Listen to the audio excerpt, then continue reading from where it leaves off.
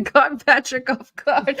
Hi, and welcome back to another episode of the DDGeopolitics podcast. I'm here with my awesome co-host Yara and our special guest for today, Patrick Henningsen, geopolitical analyst, independent journalist, host of his own show on TNT Radio, and a very amazing critic of MSM propaganda, along with Yara, my co-host. So this is going to be a really amazing episode, kind of watching them break down the narratives that we're being currently fed and how and why. So welcome to both of you. Hi, how are you? I'm so excited for this episode. Great. Thank you for inviting me. It's great to see you guys. It's the first time I've seen you guys face to face virtually anyway. So it's great to meet you. In this, are you taken aback or are you terrified? No, you look like you could be sisters actually, but I will take that as a compliment. Yes, it's like a one big family. It's a family show. So let's ask you a question regarding kind of the latest bombing of the refugee camp. I mean, it's been absolutely insane how they've committed this huge, large scale massacre, the worst that we've seen so far, and yet the media is, not really giving it the same, or not at all giving it the same kind of coverage that they did October 7th. They said that, they were looking for this senior Hamas leader. And Norman Finkelstein had a great tweet today where he said, well, if Israel was taken by surprise on October 7th, how did it know who masterminded the attack? So I kind of wanted to talk to you about your thoughts on, especially this attack, which was just one of the largest ones that we've seen so far, just completely, killed hundreds and hundreds of people, of those so many civilians and innocent people looking for one so-called senior Hamas leader, which they didn't even know if he was there. And then the story, how it was covered. I'd love to hear your thoughts on this latest horrific development. Yeah, two attacks actually. I think there was a subsequent bombing run, or missiles or bombs. I think they're missiles, if I'm not mistaken. But so, if that happened, you get straight into it. If this was Ukraine, and this is coverage of Ukraine, they would call it a double tap. They would say, the double tap. This is what Putin does. They do a strike. They wait for or Assad. This is what Assad does. They wait for the rescue teams to come, the first responders, and then they hit them again. Brutal. So you don't get any of that sort of treatment with this one. So, at this point, we've seen so much carnage and devastation in the last 3 weeks that, we're all becoming desensitized to a degree, but I'm just looking at how it's being framed, and the size of that crater at Jabalai refugee camp, 30 feet, 40 feet, maybe more, 50 feet. So these are real powerful munitions that were dropped. So, densely populated areas, very poor people. If you've been to any of these camps, unfortunately, I have been to a few of them, and these are people that are, Gaza's already well below the poverty line, but in refugee camps even further below the poverty line, and these are like generational camps as well. So they've been there for a very long time. You have generations of people living in the camps, very densely populated. So I mean, what was the Israeli occupation force thinking?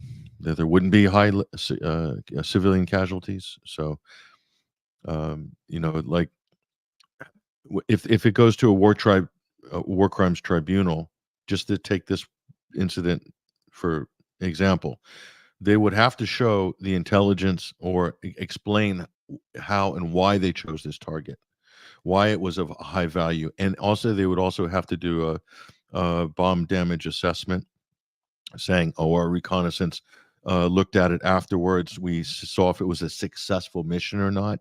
None of this is happening with the Israeli forces. They're just basically indiscriminately using military force against civilians. They're saying that they're targeting terrorists. Quite possibly, the chain of command is a spreadsheet with all of the targets listed, and they all say Hamas headquarters. I mean, how many homes have they hit so far in Gaza? What is it? What is it now? 50,000 buildings, something like that. So are there 50,000 Hamas command and control centers, plus the mosques, the churches, the hospitals, the schools, the UN shelters, and the refugee camps? I don't think so. It's not credible. So there's no statute of limitations for these types of investigations, and I think that a lot of these things are going to be looked into. But the problem is, the United Nations should have had agencies on the ground already by now, but they can't, and they're not on the ground. So my big fear, and other people's fear, is that this is a crime scene, and it's going to be covered in multiple layers of dust, and Israel is pretty much trying to destroy the crime scene.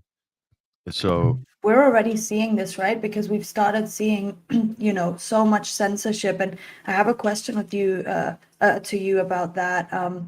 But just to note here, I noticed they were already starting to take articles down, because I don't know if this was a regional thing or not, but an article that I posted the other day was all of a sudden gone, and someone had archived it, which is going to be really important for us to do, to archive this war and these war crimes, because we can already see what's happening right in front of our eyes.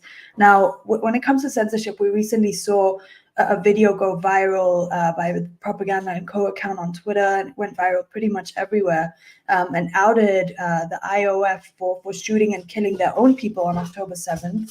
And now the person who did this super in-depth investigation and provided facts and proof is now facing death threats. He's getting mass reported. He's getting harassed every day.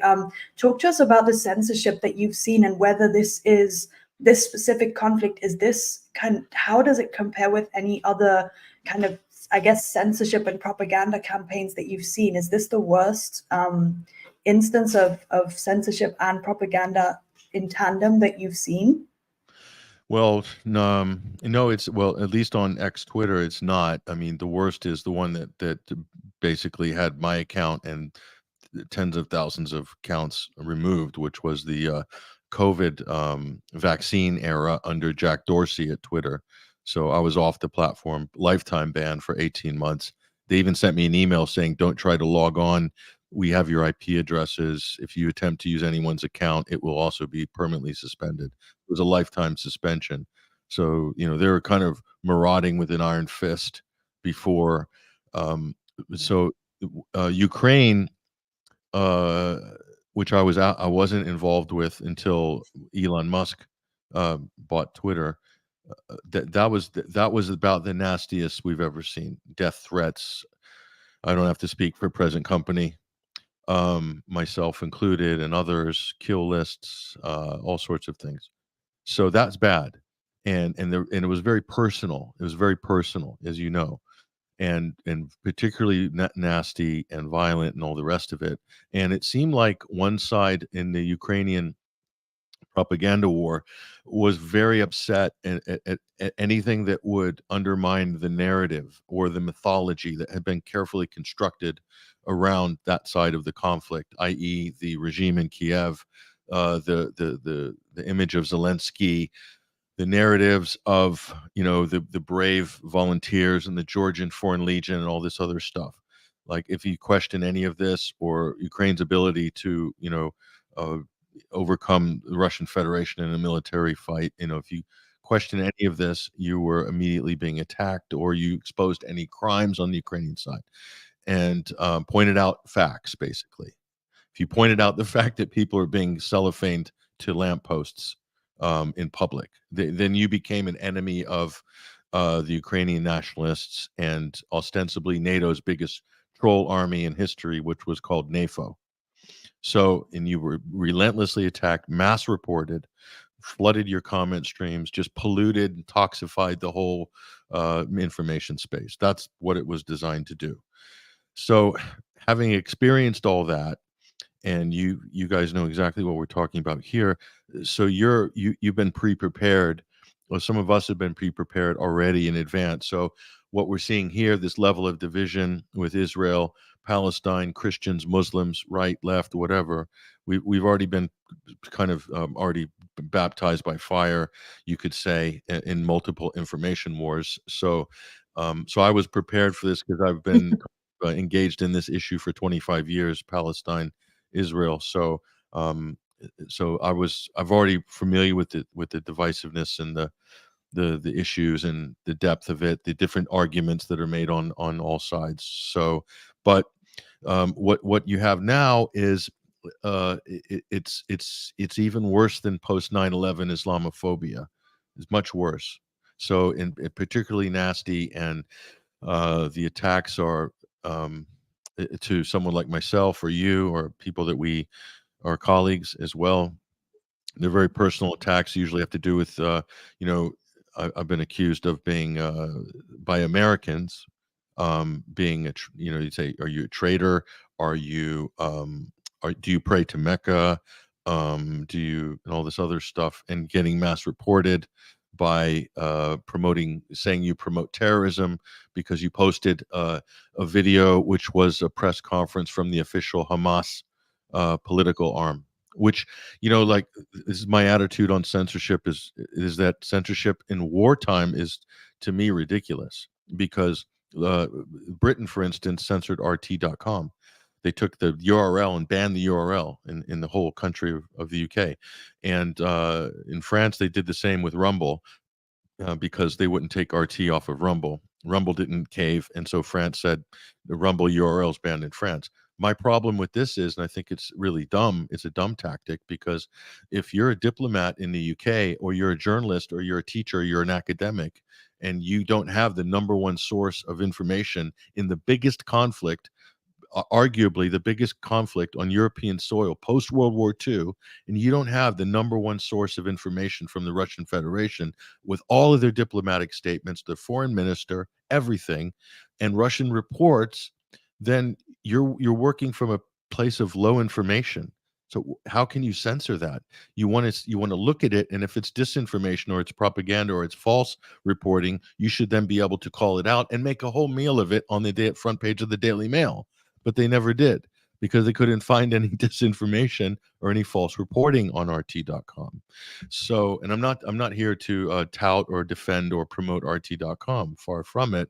But what I am saying is that you need that information. You need it to triangulate your own positions, to calibrate your own diplomacy or positions, foreign policy positions. The same with Hamas statements or reports from Hamas. We're saying it's terrorist propaganda. I was told point blank by the IDF in the press conference that don't look at the Gaza Ministry for Health. They're lying about their death figures. They're lying about their injuries. And the photos that you're seeing, don't look at those either. Those are propaganda, because Hamas runs the Gaza Ministry for Health. Are you serious? So obviously you can go back and look at other conflicts, the other operations in 2014, 12, 08, and you see similar numbers that you can correlate with the similar airstrikes, and international organizations were getting their information from the same on the ground agencies, and they said, yeah, they're absolutely consistent this time with the previous ones. So these aren't even arguments. These aren't even legitimate arguments, but this approach has been parroted by all the Western mainstream media as well. It's as if the IDF is somehow puppeteering the entire Western media. How on earth is this even possible? But if you look at the coverage of Ukraine, it's pretty much identical. It's the same thing. I don't know if you would agree or not, but that's what I felt, is that you're getting all these, they're saying, oh, sources in Kiev, sources from the Ukrainian Defense Ministry. You might as well be saying Joseph Goebbels is giving a press conference at 3, and be there with your your notebook and pen. Like, what good is that? It's like being an embedded reporter in Iraq. What exactly are you there for? The hardware is cool. It's very impressive. Nice guns. Love the press room. Great. Get to eat chow with the soldiers. But, like, what are you there as a journalist for? Like, there's no point. You might as well stay at home and just have them send you the releases, because that's what. And I mean, it's crazy.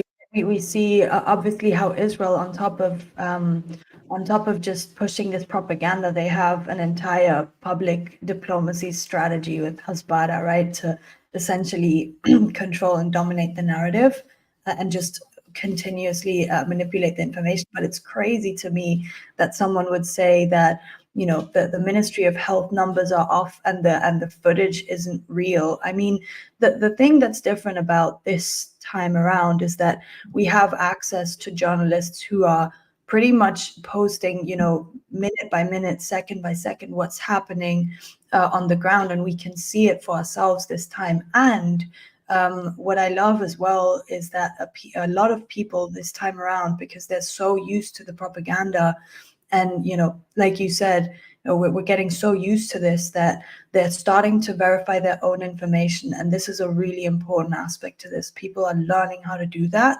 And there's people, you know, there's verifiers on Twitter whose job it is to verify information and track it to its origins, that are teaching online and debunking all this propaganda. So I guess, you know, and just to mention, RT was banned in all of Europe. I can't access RT out here in Spain. They banned that. You know, when it comes to Al Jazeera, they call that a state-sponsored whatever outlet. So anyone that's trying to tell the story of Palestine is immediately, you know, just touted as state-sponsored or just completely outright banned, like RT was. Meanwhile, the big mainstream media, you know, CNN, Fox News, BBC, and so on and so forth, we know that they work together with the government. So it's becoming increasingly obvious. What do you think? What are your thoughts on how this is going to continue if there's more and more distrust in the media, which is a good thing? What do you think is going to happen to mainstream media? Well, look, mainstream media. I personally, I want to see not a perfect mainstream media, but I want to see sort of at least a half honest mainstream media. And here's why: because you have something in America we call papers of record. So papers of record are the New York Times, the Washington Post, the LA Times. You could say maybe not anymore. The Boston Globe. These used to be referred to as papers of record. So at least when you're doing, you know, you have history, you're looking through, in the old days, microfiches, now it's the internet, and you're doing an academic paper, you're doing citations or something, and you have to nail down certain facts in history. So if the paper of record reports, whether it's Seymour Hersh or some other Pulitzer Prize winning journalist, and they say this happened at My Lai massacre in Vietnam and that date, and these are the numbers according to General such and such. Until that's overturned with new information, that's the paper of record, that's the historical citation. And so those are institutions that last for years, decades, in fact. They're very important for society. It's some anchor for like the truth in history. So I think we need, and I think there's still some good work like El País in Spain, and Le Monde occasionally in France, but you know, I used to think for Der Spiegel might be, but they're completely owned and operated by the Central Intelligence Agency, it seems like these days. But and Bellingcat is partnered with them too, which is extremely disturbing. So so the mainstream media is really important, but they have shot their own credibility themselves, and so you have this long drawn out painful bleeding of credibility from mainstream establishment media and institutions, and it's really their own doing. They've been really infiltrated over the decades, and any independent journalists or editors within the setups, those positions have been identified, and you know, information is controlled very tightly, in some countries more than others. But you know, telling the truth as a journalist, whether you're mainstream or whatever, is kind of a risky business these days. And so if you're not towing the party line, then you probably just are not going to be employed there, period. That's how you get the BBCs of the world, the Times of London of the world, and the Guardian, which has turned into a deep state rag, basically, that just does hit pieces about people like you, like us, basically. So but the alternative independent media can act as a counterbalance. So they can act as a counterbalance, and the discrediting of mainstream media gives credibility to independent media if they're doing the job properly. If they're, like you said, about, fact checking the source of information, not citing Telegram channels as for breaking news, like on some spaces on X Twitter. So that's an important process. I always say to people, like, you got to do your own fact checking. You can't wait for some other fact checker. Someone's going to get it wrong. Someone's going to have a bias. Sometimes Snopes gets it right. Most of the time, they're also pushing a propaganda line. But sometimes for some stuff they get it right. But you just have to check it out for yourself. So credibility isn't from the name or the reputation. It is from the reputation, but it's not necessarily from the brand. But it's from the overall reputation of a news source that they were. Their readers or their audience saying overall they were credible over a long period of time. So your Sarah, your outlet, you have a track record you have to defend. So is the information you published accurate? Your readers and your viewers think so they're going to stick with you, and then when anything big happens, they're coming straight to you first to find out, because they want to know what you think. And there's a lot of independent media outlets that are sort of they're the first port of call when a major story breaks. They come straight to them. There's a lot of them now. So I think a lot of people have earned that reputation through hard work, being careful what they publish, and being skeptical about stuff. There's also the race to publish, and this is another problem with online, is to be the first, to get the viral hit, to get the views. And I will always err on the side of caution. And I remember when we started, it was like the Wild West, and it was like, independent websites, CPM, ad-driven business models, Infowars.com, and you have all these wildcats. And whoever got the first and got the jump on a story, I mean, that's very lucrative to be the first one. And now it's worth it just to step back, because there's so many other people that there is nothing that will be discovered that, like, you can't have exclusivity on anything anymore. Literally, it'll just be on 100 different news sources if it's true. But the fake news travels a lot faster. Definitely. If it's fake or false, it travels a lot faster, then eventually hits a wall at some point. But what happens is it gets imprinted on people's brains, and that sort of carries the narrative, which informs the consensus, which then gives backing to a policy. So yeah, we've talked about this a few times, that the playbook is very obvious at this point. The playbook is publish it, get all the other big news outlets to pick it up, parrot the same headlines, just ask ChatGPT to write a different headline. That's what it feels like. But basically in the same words, with the same intentions of demonizing Muslims. It's so obvious at this point. Once it's out there, once it's in the masses, people are not going to wait for the retraction or really be as involved as we think. They're going to see the big headlines everywhere. And this is so intentional. And then, like you said, they've made up their mind. Now the narrative now they're once again in control of the narrative, and they're spewing lies. And I actually wanted to bring up an example here from the IDF spokesperson, Alon Levy, the Israeli government spokesperson. He posted, and Sarah wanted to bring this up too, that there's pictures that he posted of so-called murdered Israeli children of the kibbutz Be'eri. He says they were tortured, dismembered, and then burned to death. Archaeologists are sifting through the rubble to find their teeth. This was Hamas's October 7th massacre. And a dentist said, finally, I get to put my dental degree to use to debunk these Zionist lies.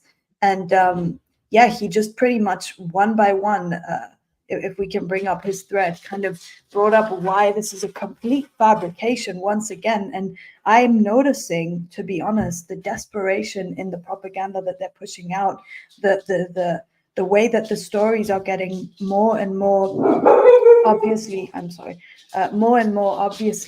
pushed with more obvious lies every time. And now it's taking no more than maybe 2-3 hours for people to start investigating this, because we don't trust the Zionist regime's propaganda at all anymore. And this is a positive development. We don't trust anything coming out of that account anymore. So people are on it with the fact checking now. I guess that's something that I haven't seen related to the conflict happen before. And so this is giving me a little bit of hope. Yeah, I wanted to show a video kind of where we see this convergence of how ridiculous their own brainwashing and propaganda is. And it's I think it was Wolf Blitzer on CNN was like, even he couldn't really kind of keep up with it. So Aria, if you have that video of the Scottish guy talking about the bombing of Jabalia, if you could put that on really quick. To abide by the Israeli government, to abide by international law. I believe that the Israeli government is continuing to do so against an enemy that hides amongst civilians. It's the terrible nature of this appalling conflict. Nope, that was the wrong video, but that's okay. So the spokesman came on and said basically like, yes, we bombed the camp and we don't know if we killed anybody, and collateral damage is just a part of war. And I believe even Wolf Blitzer was like, so you're saying that it was okay? And they were basically like, yes. So I think it's getting so evil and so out of hand that even our mainstream media is like, whoa, like what? Whoa. And Sarah, even Piers Morgan now we're starting to see, not saying that this is from the kindness of his heart, but I guess he's starting to see through the lies a little bit, because he's been tweeting quite a lot as well about this refugee camp bombing too. Yeah, so he's finally the penny's finally dropping even for Piers Morgan and Wolf Blitzkrieg. Yeah, Wolf said, "Oh, so you bombed them anyway?" I remember seeing that clip, and the guy said, "Yeah, we did." So, I mean, even it's so bad, it's even reaching the inner recesses of Wolf's heart. Having been a career propagandist for CNN for so many decades, but yeah, so this is probably on a level of ridiculousness, the coverage of this. Like, you know, they got off the Hasbara department got off to a lightning fast start. Okay, they did very quick out of the gates, not very sophisticated, because this is like the first time I've seen. Before, when you had fake news out of Syria, they would at least go through to create, you know, some sort of stage scene. Or the one I loved was whenever there was a chemical attack, they would take garden hoses and just like, you know, douse the babies with water. And I guess somebody dripping with water, the American viewer would say chemical weapons attack. Or Arwa Damon sniffing backpacks in a refugee camp in Turkey, trying to get some sarin smell or something, and she's walking around the camp sniffing backpacks, and she gets an award for that, an Emmy award. So at least they tried. Now they just say, let's just make up a story. 40 beheaded babies. Yep. Any evidence? No. I spoke to someone who saw it. Okay. So that wouldn't even be. They would not be able to run with that before in a newsroom. They just wouldn't. They'd have to have something, a letter or a tearful eyewitness testimony of a girl in a woman with a babushka with a scarf over her head or whatever, something. But they don't even bother now. So the other one is mass because they rape. know they control the narrative. That's why they don't even need to bother. So the three pillars of October 7th that justified the most egregious war crimes are 40 beheaded babies. That's one pillar. The third is mass rape by Hamas. That's the second pillar. Third pillar is the massacre at the music festival. Okay. And then like a fourth pillar you could say is the crispy critter image tweeted out by Ben Shapiro and everybody else and whatever. Like those pillars are literally the emblazoned in the minds of Americans, Westerners, and Israelis as the justification to go all out. The rules are suspended for warfare. These are human animals, weapons free. And all three of those were evidence-free claims. There wasn't even fabricated evidence. There was just no evidence. It was like second, third-hand claims. So how can you possibly run with that? But this is another level of propaganda, of media sorcery, you could say, whereby no effort is required.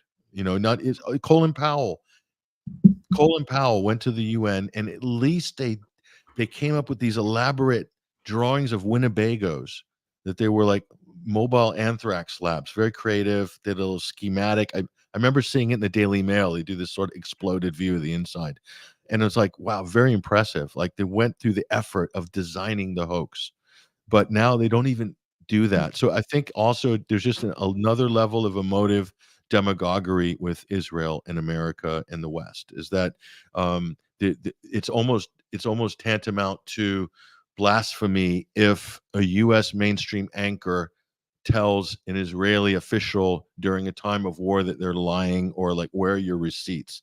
That would probably get you fired straight away. But we did find the video, so why don't we play that, and then we'll see if we get a different conversation going. Go ahead, Aria. But you know that there are a lot of refugees, a lot of innocent civilians, men, women, and children in that refugee camp as well, right? This is the tragedy of war, Wolf. I mean, as you know, we've been saying for days, move south. Civilians that are not involved with Hamas, please move south. Yeah, I'm just trying to get a little bit more information. You knew there were civilians there. You knew there were refugees, all sorts of refugees, but you decided to still drop a bomb on that refugee camp, attempting to kill the Hamas commander. By the way, was he killed? I can't confirm yet. There'll be more updated. Yes, we know that he was killed. About the civilians there, we're doing everything we can to minimize. I'll say it again. Sadly, they are hiding themselves within civilian population. And again, we are doing this stage by stage, and we're going to go after every one of these terrorists who was involved in that heinous attack on the 7th of October. Wolf. Lieutenant Colonel, I'm having trouble hearing you, but let me move on. I assume you can still hear. That's as far as Wolf will go. He's not going to push. Yeah, he's not going to. Yeah, but I mean, it was just pretty clear, right? Let's just kill everyone, and we don't know if the so-called senior Hamas. Oh no! leader In was two sentences, we went from "I can't confirm that yet" to "Yes, we know he was killed" to now today we know last night that they bombed the whole place again. So even if he was, who knows? We'll just assume that he was. We'll just assume he was killed. Yeah, here's who we do know got killed. Babies, a lot of children pulled out of the rubble. Again, a bunch of evidence for that. It's getting tiring how their narratives, their little stories that they're trying to create have absolutely no proof attached to them. I mean, we can look at Shani Luke, right? She kind of, the whole thing with Shani Luke now took over. And so this fake story, again, that has no proof behind it, that was sent out by Isaac Herzog himself. That's the source, right? The source is, oh, well, he said it, so it must be true. They beheaded her. Yeah, again, drawing this ISIS equivalence. I thought, when I first heard that story, I thought, okay, yeah, this is kind of their second wave, the second 40 beheaded babies story that they need now, because they understand that they're slowly starting to lose the narrative. And so now they're going to bring up another beheaded stories. Let's continue equating Muslims to these barbaric savages. And again, no proof of what she said. At the same time, a refugee camp gets bombed, and there's the telecommunications outage that happened, which, by the way, there's a telecommunications outage again that we're not really talking about as much. So yeah, I mean, it's just ridiculous at this point, isn't it? Herzog, Herzog was also the source of the babies in the oven. The latest one. Yeah, the oven. Yeah, the oven. That got debunked pretty quickly. How long was that? Which, 3 hours? by the way, this happened in Palestine during the Nakba. So this actually happened in Palestine, and there's proof for that. Back in 1948, right? Yeah. So that's a nice inversion there. And what about the Al Qaeda chemical weapons guide? Was that Herzog as well? Oh, we have that here. Could you show that area real quick? the chemical weapons. Who is showing this? Material which was found on the body of one of those sadistic villains. It's Al Qaeda material, official Al Qaeda material. We're dealing with ISIS, Al Qaeda, and Hamas. This is what we're dealing with. And in this material, there were instructions how to produce chemical weapons.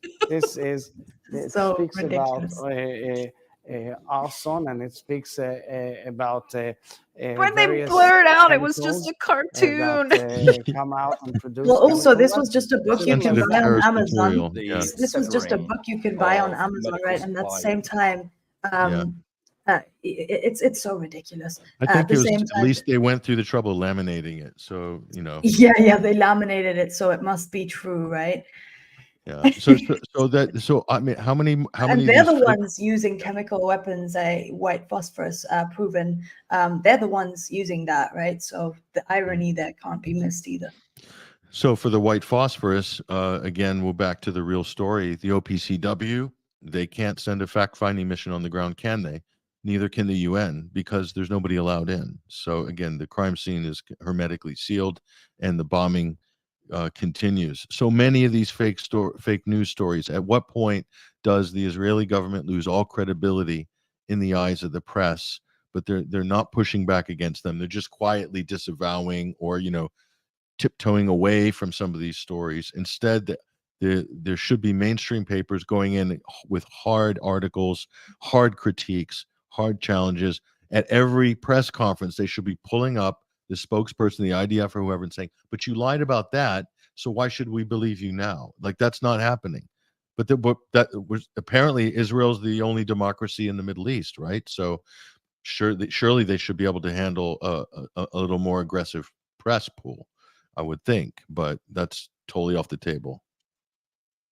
Yeah, I mean, we can look at the role of the US here in kind of exacerbating the conflict and where their geopolitical interests lie, where their financial interests lie. Of course, I mean, this isn't going to change anytime soon, but I guess my next question to you would be, do you think that with time, more and more people will be headed to X, which is kind of famously now becoming the platform where you don't get censored half as much as on others, and where you can find the truth and talk to people about, on the ground about what's happening and hear the story from them themselves. Do you think there's a place for X with time to become just a platform of kind of independent journalists that aren't paid by any mainstream outlet to kind of just transform the face of the news? Yeah, I mean, it's possible, but people said the same thing about YouTube 12 years ago. And look what happened to YouTube. It became a giant censorship farm. Same with Facebook. So while it's good that it is free on X, Twitter now, it's excellent, and use it as much as possible, promote it, encourage good behavior by the management, by users and whatnot. There's something unique about X Twitter, is that information, the velocity of information is much quicker and can proliferate a lot quicker than the other platforms, plus the DM features and the comments features. The fact it's so integrated makes it unique in that sense. And you can build threads, which you can't do on Telegram and some of the more, which is more of a linear platform. But like, listen, when I was off Twitter, Telegram was my lifeline. That's all I had. So as well as my website. So I'll encourage independent journalists you got to own your own media as much as possible. And that's always going to be your backstop, which is your URL. And then you also have to manage all of these other platforms as well. So there's a lot involved, and you do need help, and you need a good team. But the danger you can fall into is you spend more time doing administration than journalism. So that's the big challenge that I have. Is I like doing journalism, but I find it more and more difficult to get the time to do the journalism because I'm doing everything else, like promoting content and marketing. You have to market your own content across multiple platforms. So, but where I developed all my skills and my knowledge base was actually doing journalism, and spending 2 weeks on one story and going on location if need be. And, just a lot of research, heavy research, working with other people and stuff like that, so and if we don't have time to do that, then that the fruits of all the journalism is not going to be as pungent. The truth is not going to be as pungent and as granular as it could be if everyone's just doing hot takes on everything. This is the big danger, which I think Substack is great. There's a lot of good writing on there as well. But that kind of needs to integrate with what people are doing on X Twitter a bit more. And the issue that I'm seeing right now with Twitter is that a lot of people are kind of using this horrific conflict to build a brand around it, and kind of using it to, you know, what we call engagement farm, right? Get more followers. So it kind of pushes away from what's most important here, which is to educate concisely, which is to make sure that people are hearing from people that know what they're talking about, and not just having these weird kind of spaces, right, where just any idiot basically is allowed up with an opinion, right? Everyone has an opinion, but that doesn't make it right. And so the one thing that I see that could potentially happen, that I'm a little bit afraid of, is that people with huge platforms, which need to be investigated, I tweeted this today, but people with, you know, 700,000 to 1 million followers or more, pushing their opinions onto people, as opposed to factually researched, you know, information. And so, of course, those accounts kind of dominate what you see on the timeline. Those are the biggest ones. And it's if those accounts all start doing spaces, my fear is that the people that are doing the work to you know, really have important conversations like the one that we're having today, and just really bring experts onto a panel and so on, that would then kind of just be lost in a sea of spaces of propaganda, and that those large accounts, you know, I've looked a little bit into some of them. There's some suspicious stuff going on there. So it's important, and that's the only fear that I have. I mean, I hope that, you know, in a perfect world, of course, we could use Twitter to, you know, create our own journalism, but at the same time, there's always a counter to that, and there's, unfortunately, those are the big accounts with the power, and, you know, get paid by who knows, and it kind of becomes something then that maybe people are more reluctant to come on to and speak. So yeah, of course, a lot plays into this. Yeah, like in terms of Twitter Spaces, Mario Nawfal has got the biggest space or whatever, but he's also producing news and he's got a team, you know. But the concern there is that there's no editorial standards, and so the only thing motivating them to be truthful and accurate would be they don't want to get called out, rather than being motivated by an ethos of excellence in journalism. They're two very different things. So there's a lot of you know, disinformation, fake news. I saw one today that appeared on that feed, which was that Marsha Blackburn said, this is Marsha Blackburn said there's 500 Americans held hostage in Gaza. I mean, anything coming out of Marsha Blackburn's mouth is automatically suspect. So I know that as a journalist by seeing her say crazy things over the years, but that somehow that got tweeted out on an account with 2 million followers. And a lot of people immediately that gets registered. And of course, that's going to push the buttons of certain Americans, aren't they? Those, you know, the Muslims got 500 Americans under their tunnels. Going to have to turn that place into a glass crater. You know, that's the visceral reaction that and I speak to Americans who think like this and who will cite things like that to me after I've known that they're completely fake after seeing them online. And it is horrifying to see that's how the information space actually works. So here's what's happened. Those independent media, they become the mainstream. They behave like the mainstream. They produce news like the mainstream. They produce fake news like the mainstream. Their standards are as low as the mainstream's editorial standards have become. It didn't always used to be like that in the mainstream, but it is now. So all they've done is replace the mainstream. If you have a team of people working for you and there's like, you know, half a dozen people, whatever, you can afford to pay 6 people to do this, that, and the other to produce content. Surely you could pay one person out of your team to do quality control. Surely, right? And to provide source links to everything. It's not rocket science. If you managed a blog, you can kind of work out what the basic rules of this are. So to me, it's amazing how people have tried to contain, influencers try to contain information without external links. And then the other one they do is screenshot an article, even sometimes without the logo of the actual news source, just a headline, some text, put a narrative to it with no source link. So you have to go and physically Google that. People's attention spans are so short, they're not going to do that. So then that stuff propagates really well on Twitter. The more inaccurate, the more inaccurate it is, the faster it goes, and there's a reason for that. Because if you hit the note correctly and it reaffirms somebody's confirmation bias, they're going to hit retweet.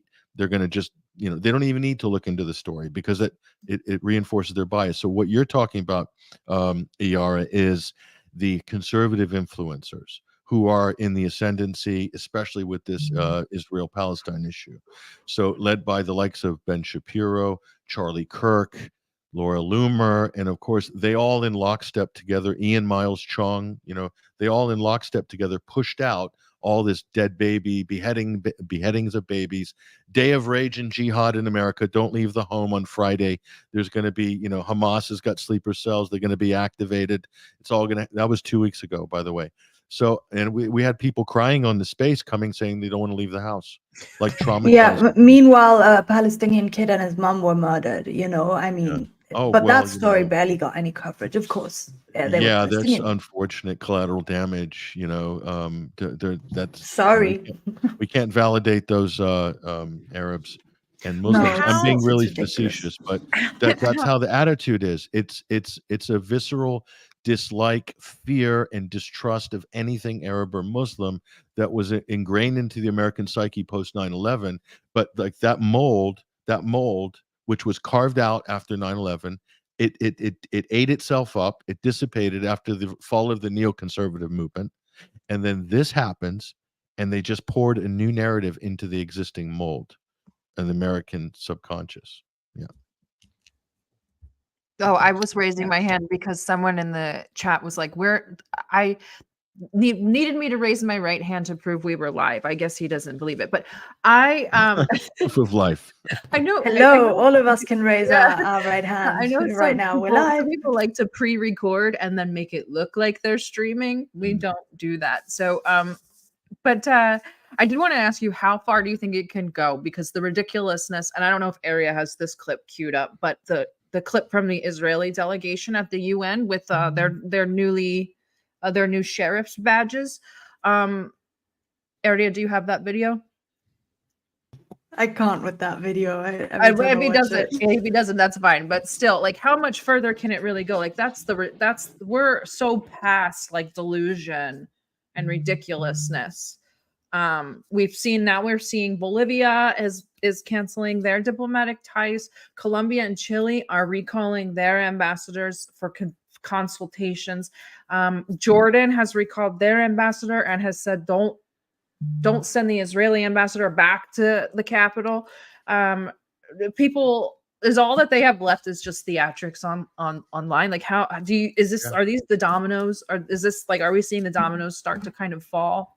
Yeah, look at the UN. That was quite a scene. I'd love to, if everyone has to look it up. The UN, Israel's UN permanent representative stands up, and all the Israeli delegations stand up, and they pull out yellow stars and they pin them to lapels, the women to their dress or whatever. I mean, that's literally the last card in the deck that you can pull.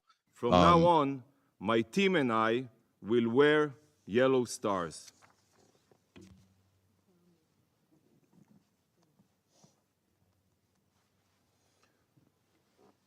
We will wear this star until you condemn the atrocities of Hamas and demand the immediate release of our hostages. Sorry, it's just so ridiculous.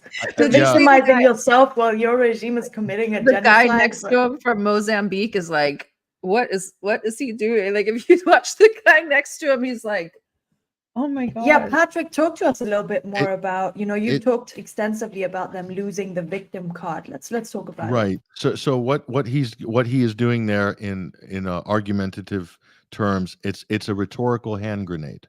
So whatever conversation you're in, debate, you pull the pin on this rhetorical hand grenade and you throw it in there, and that basically is meant to freeze your opposition, and then you can sort of plow your way through and just basically own everybody at that point. So the problem is it's completely irrelevant to the conversation. In fact, it's even worse. What they're actually protesting, and he didn't say, but what they're actually protesting is there's some countries that are calling for a ceasefire. Okay, that's what they're actually protesting.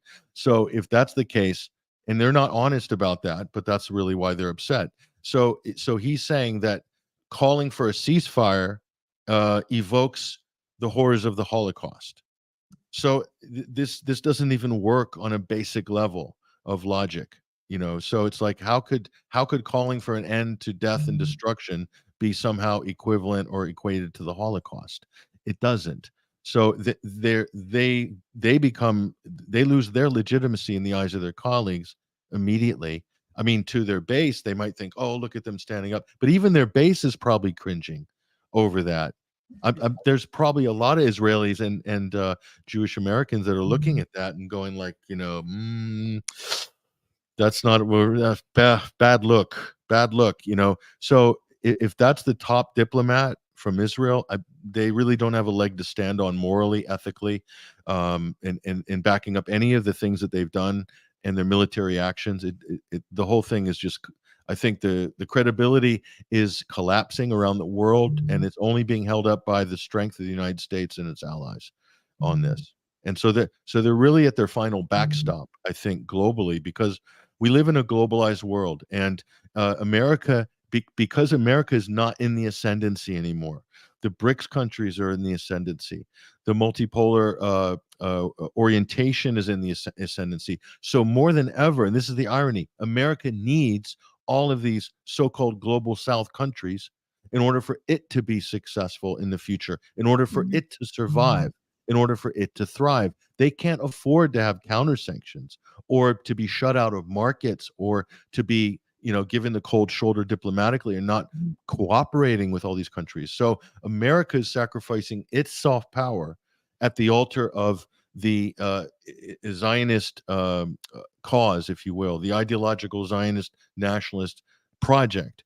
And Israel, their biggest soft power asset is, one is that they're the warrior nation. That's their reputation, the IDF, their intelligence services. That a lot of that's been smashed to pieces in the last 3 weeks. But the big one is that they are a victim, that they're holding back the Arab hordes in the Middle East, in the Orient. I mean, that's the strength of the Israeli soft power message, is that they're a victim nation, and people give them the benefit of the doubt so often because of that. And we'll even turn a blind eye to war crimes and UN resolutions that are being completely ignored and so forth. But now the world cannot unsee what it's seen. The world can't unsee the horrors of the last 3 weeks, the bombast, the unbridled chutzpah by Netanyahu. They can't unsee that. They can't unsee the crimes against humanity. And this is going to take a fatal toll on Israel's soft power, which is that it's the eternal perennial victim. They no longer can claim this mantle. They'll have to act and behave like other countries and observe some semblance of international law and norms. They can't just be an island unto themselves and do as they wish when they wish, which is what they've been used to doing for a long time. So this is going to be a very painful transition for Israel as a country and their reputation internationally. They will not be welcome in a lot of countries now for a long time. That's what's going to happen. And the United States is going to reap a backlash as well, because it's their bombs and their money. They provided diplomatic cover in full view for all of these war crimes and this horrible scenes that we're watching. And you know, they had opportunities to reverse it, to hit the brakes. Nobody's hit the brakes. It's been over 3 weeks. They had an opportunity. They could have went hard, done the damage, sent the message, and then hit the brakes. Israel's done that before. And I'm not saying that's a good thing. I'm just saying it's better than, in many ways, it's better than what we're seeing now, because what we're seeing now risks to have a full breakdown in the international system and trust in all institutions, including all the United Nations, all the multilateral institutions. And this is what happened in the run-up to both world wars. So, and then it becomes, there's no point for diplomacy. It's literally a Hobbesian state of nature internationally. That is not where you want to be in the modern era with nuclear weapons and the types of weaponry that we have, that countries have now, that can do just unbelievable damage to human life. And you cannot have a Hobbesian state of nature, and this is just in tears for so many people. So that's what the U.S. is risking. This is what Israel is risking, and I don't know if they fully realize it, but there's some I don't think they do. But I think also, I was talking about this the other day. I think, we need Palestinians more than they need us. They're kind of leading this global revolution right now. And we're really seeing for the first time, at least in my lifetime, that I'm noticing this divide, right? Where people are, they're boycotting a bunch of these big companies. Their stocks are down. Walt Disney, Starbucks, Coca-Cola, Puma, their stocks are all down right now. We can really clearly see in the stock markets, and we can see out in the streets, that people do not agree with these governments. And so I think there's a very clear line being drawn. Of course, the Zionists do, but they're indoctrinated. But everyone who has, a couple of brain cells and sees what's going on here does not agree with this. And they're going to go out, they're going to, boycott these companies. They're going to go out and protest. They're going to write to their representatives. They're going to try and donate. They're going to try and speak and do their bit to uncover, for example, that dentist uncovering that story. It's great to see how people from all backgrounds are saying, nope, this is something that I'm an expert in. Let me debunk this. So I think this is a really good thing. So I guess my last question to you would kind of be, what do you see happening next? So just from your expert analysis, kind of where do you see this whole thing going in the next, month, years? What are your thoughts on that? The first thing that's important to say is kind of riffing off what you just said, is that there's a gulf between government, mainstream media, and then the people, and there's a difference there. The gulf is widening, and you can see that this weekend there'll be twice as many people on the street around the world than there were last weekend. And I've never seen, even for general anti-war protests, I've not seen this type of energy, these types of numbers. I have not seen it, not since the Iraq War. And in some cases, it exceeds the Iraq War in some cities. Okay, so this is significant. And over this little state that's not even a state, Palestine, this is where the support's coming. Why? Because the people recognize what it is. The media and government are saying this is a religious war. The people know it's not. The people know this is a simple story of oppression and oppressor. And you know what? It's always been that story. Everybody who's been engaged in this issue knows that's always been that story. It's been side by side with the liberation struggles of apartheid South Africa. Palestine has always been in the same bracket, but they've managed to reconfigure it through propaganda, through gaslighting, to make it into, a terrorism issue, which is ridiculous. If you want to look at terrorism, Palestine isn't the first place I would be looking for a terrorism problem. There's plenty of other places around the world, and mainly at the hand of the U.S. and their allies making that happen. But that gulf is huge. It's just like in 2016. Good metaphor. Trump, Hillary Clinton. There was a phenomenon called the shy Trumper.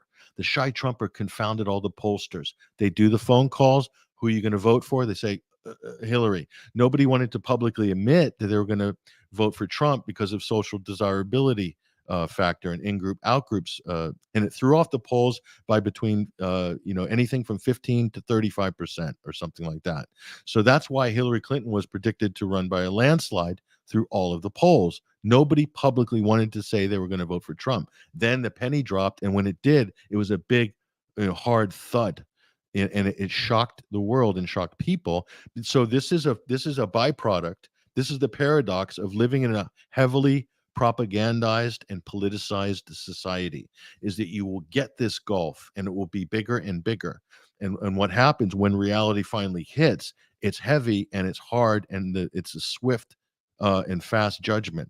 And this is what's happened. This is how authoritarian regimes collapse. This is how societies break down, is when that gulf becomes too big. Too much corruption, too much polarization, too much political polarization, too much propaganda and lying by the media outlets and the politicians, and everyone's in on the lie. But the people know the difference, and the people know the truth. And that's when things get really, I think I would be worried if I was in power, if they think that this is a sustainable system, because they're literally out telling lies, even after they're not even interested in what the truth is. Russiagate is a perfect example. How could 60% of America believe that somehow the Russians put Donald Trump into office in 2016? And yet they do. And on the back of that, they built the most toxic foreign policy you can imagine against Russia with Ukraine and so forth. That is really threatening the stability and the prosperity and the destiny of the United States itself. A lie that was allowed to promulgate. So the same thing with Israel and October 7th. All the main pillars are fabricated. All the outrage Americans feel is not justified. It's emotional outrage based on propaganda. And so they've greenlit the most heinous war crimes you can imagine live on television based on fake fabricated stories that aren't real. So people think, oh, my emotional reaction is real. I'm afraid of Hamas. We need to snuff out this terrorist threat and whatever, and how my feelings are valid, and the Holocaust and this and that. And you start throwing out all these terms, but like, where are you getting this reaction from? Based on what? Hamas did what? And then you start to deconstruct it to them, and you break down Yara, what you're talking about, the things that you talk about in your spaces, and also Sarah as well. And then you can even have that whole process and cleanse their mind of the toxic fake news and propaganda. And but the emotions are still there. They're real to them. They don't care that it's been debunked. The job has been done. The work has already been done. Now we understand how the worst atrocities in the world have taken place, because the irony is there's never been a genocide in history that wasn't actually built on lies. You need lies to justify the worst crimes against humanity. That's the irony of it all. There is no time, you cannot show me a time in history where there was some awful crime against humanity or some god-awful atrocity done on an industrial scale that was based on the truth, that wasn't based on some kind of propaganda, some kind of egregious blood libel. And that's the story throughout history. Why would it be any different today?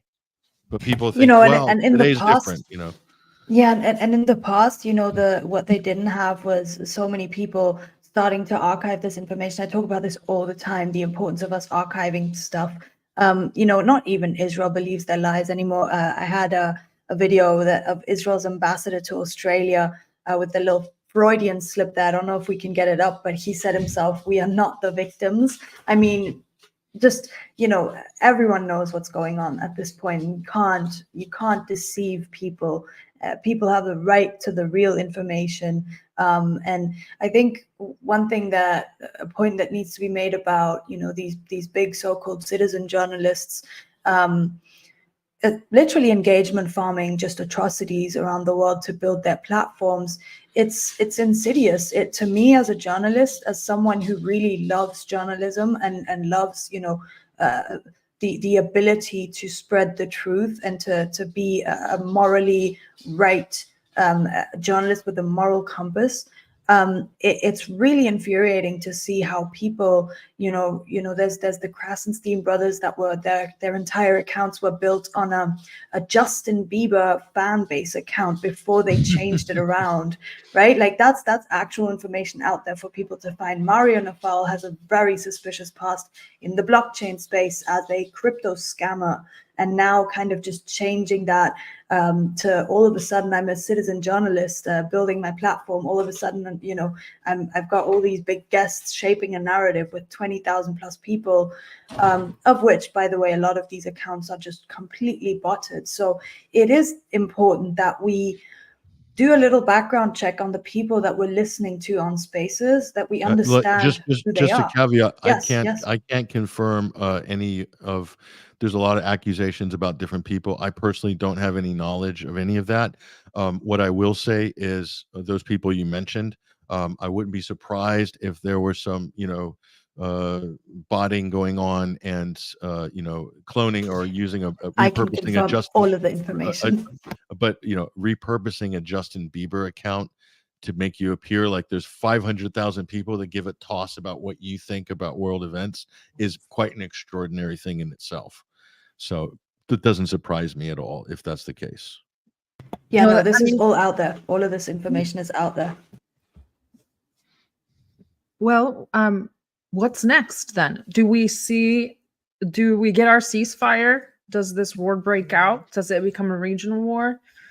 What happens? Is Russia, Ukraine somehow like, what happens next? Because I'm not really a doomer, but I don't know if we're quite on the precipice of World War III, but it feels weird. But Yeah. I also think that there's part of the Western allegiance that's very hesitant, like we're holding back. What are your thoughts? Yeah, my biggest fear, of course, is that Israel is a nuclear power. That's my biggest fear. And Seymour Hersh's Samson option, that's whole story, that does scare me. Because what would Israel do if it backed into a corner to its neighbors, for instance, or to Iran? And that would set off a chain of events that are uncontrollable at that point, and nobody would even care how it started at some point. So, but what I can say, what I know about for sure, I can't predict the future, but what I can say is this. I recently heard a lecture by Alistair Crook, who's a former British diplomat, who's excellent and very fair and even-handed. And he said his associates just got back from northern Israel, and it was a ghost town. Whole towns are empty. They've been evacuated on the border with South Lebanon.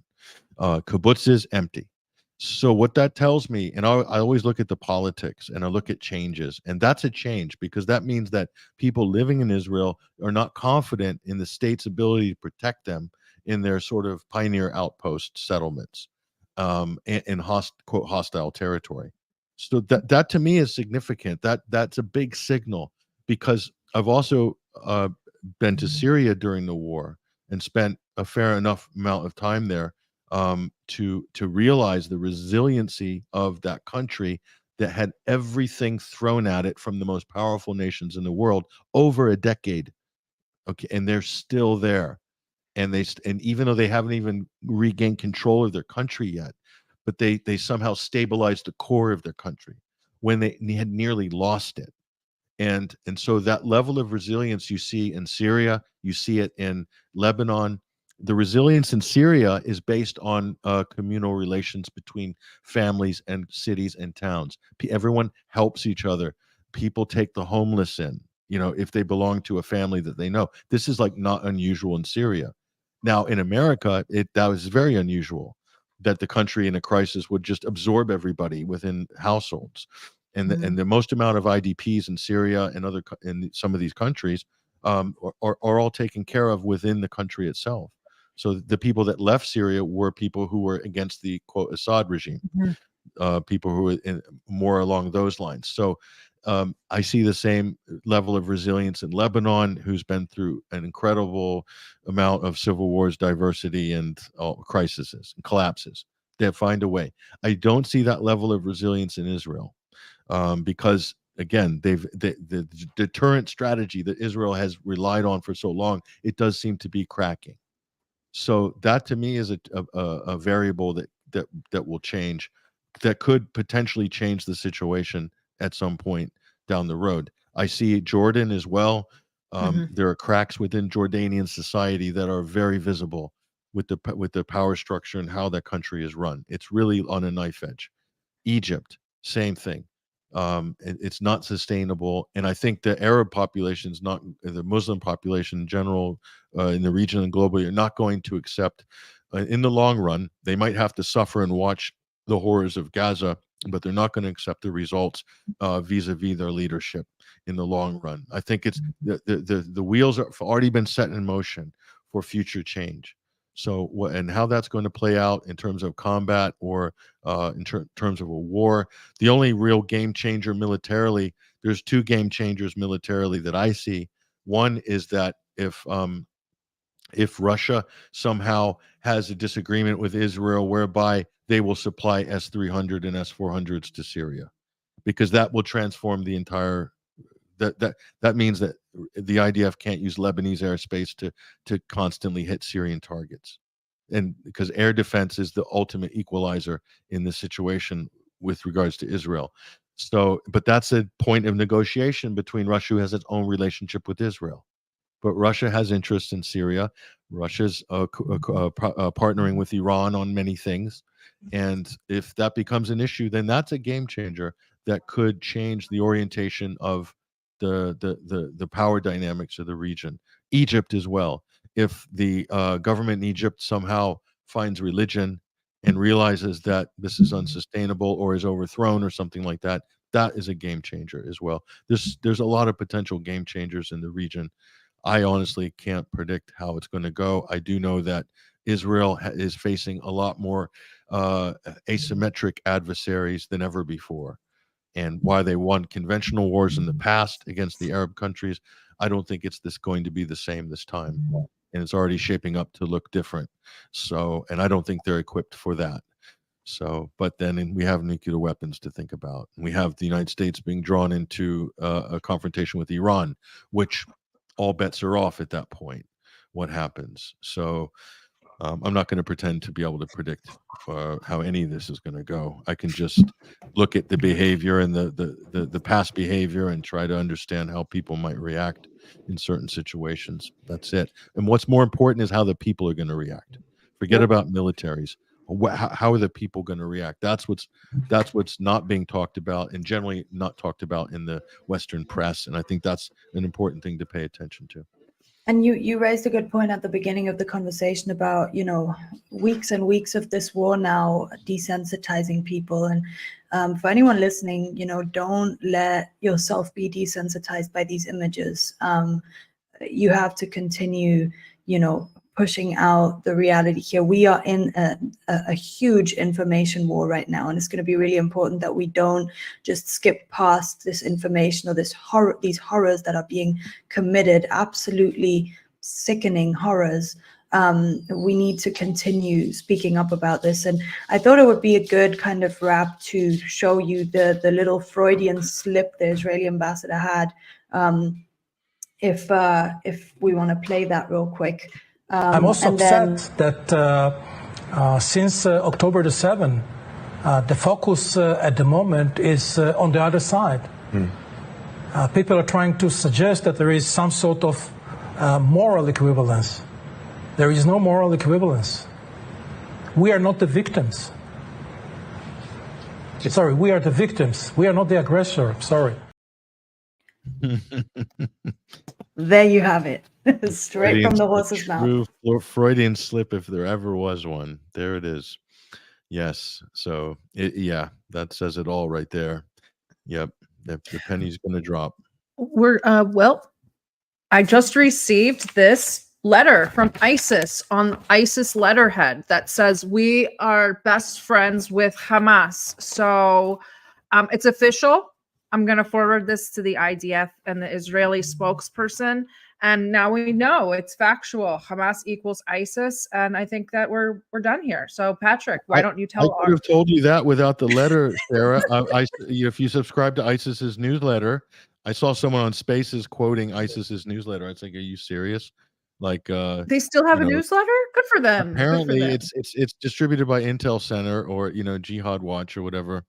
Pam Geller's one of her organizations. I don't know, but So if you subscribe to ISIS's newsletter in English, you would have had a heads up on all that. So, that's all it takes. Yeah, that's it. That's evidence right there. You should send that to President Herzog. Well, the laminate it though. The commenter said I have to laminate it or it's not official. So I'll get this laminated and then I'll put it on Twitter. Patrick, why don't you tell the listeners where they can find you outside of here? Yeah, our hub is 21stcenturywire.com. That's a website I started as a blog in 2009. And we do a weekly omnibus show called The Sunday Wire, an audio program, which I'd love to have you on, Sarah, hopefully, if you're available. So at 21st Century Wire, The Sunday Wire, and TNT Radio, Monday to Friday, 12 till 2, roughly that time zone, Eastern Standard Time, 5 till 7 UK time. Daylight savings is going to move back to 11 till 1 and 4 till 6. This has messed up my week so bad because she's in Europe, all of our guests are in Europe, and I'm like, don't even start. It's the most annoying thing. Why don't they just have it on the same day? I don't get it. It has to be so bad for like businesses and stock exchange. It must be insane for like a week. I was told it was to protect the American kids on Halloween when they. That's what I was told. You're really. That's not true. Right. So you heard that as well. Okay. Maybe we're talking to the same same people, you know. I did hear that. I'm not even kidding. All right. Well, we're gonna go start a space, and I'm sure Patrick will wander in. Also, Patrick, tell them about our musical guest tonight. Yeah. I'm gonna bring Joseph Arthur, who's pretty well known recording artist and played with all the big guys, and he has done a single called "Ceasefire Now," which we just kind of hatched the idea on Saturday night on his show, and then he performed, produced, and arranged it. It's a beautiful, beautiful track with a video, and so I'll bring him on your space, and we'll talk about it. Might be able to play the song if it works through the our soundboard here, but I like it because the message in it's pretty clear, and like we were talking about you guys before, how is it controversial to ask for a ceasefire in a violent war? Anti-Semitism. Is crazy. The whole thing's upside down at the moment. So the artists, the poets, the writers, the musicians, they can say more in a little vignette than we can do in 3 hours of spaces or whatever. So we need more of them. I love that. Up. Bringing the musicians back into the anti-war movement. Beautiful thing. Well, thank you, all of you. Yes, he will play it live, or we will have it played over the Space Major Hydraulic. Thank you both for joining me. Yara, I love you. Patrick, you're just okay. I'll see you both in the space later. Tomorrow we have Kavork, so we'll talk about all things Syria. And then Sunday, at some time to be determined, we will have Elijah Bagnier. And next week, hopefully a big surprise. So thank you guys. And if you haven't watched it, watch Marwa's episode yesterday. She will be with us on Friday to discuss the speeches with Nasrallah for a live Q&A. So thank you both, and we will see you guys all tomorrow.